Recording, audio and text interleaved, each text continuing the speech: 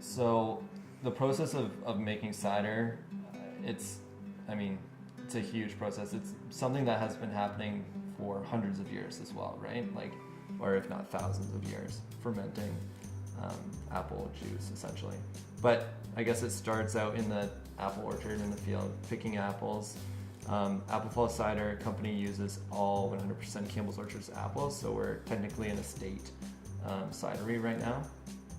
And then the apples are picked, they're put into bins, and then we use our cider press to actually extract the juice from the apples. And essentially all it does is just takes the apples, runs them up an elevator into like these, crushing these apples into like an apple mash.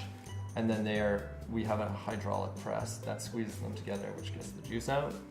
That juice is then pumped into a tank.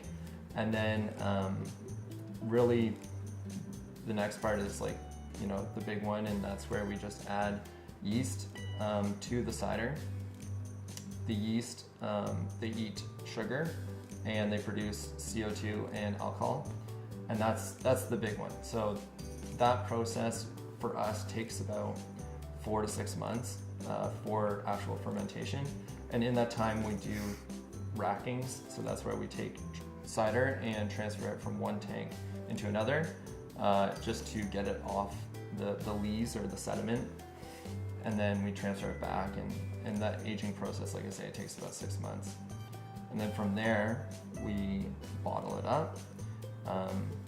We add a little bit of sugar during bottling to actually induce like a secondary fermentation in the bottle, which creates the effervescence or like the carbonation in the cider. So when you open it, you get the nice like sparkling cider.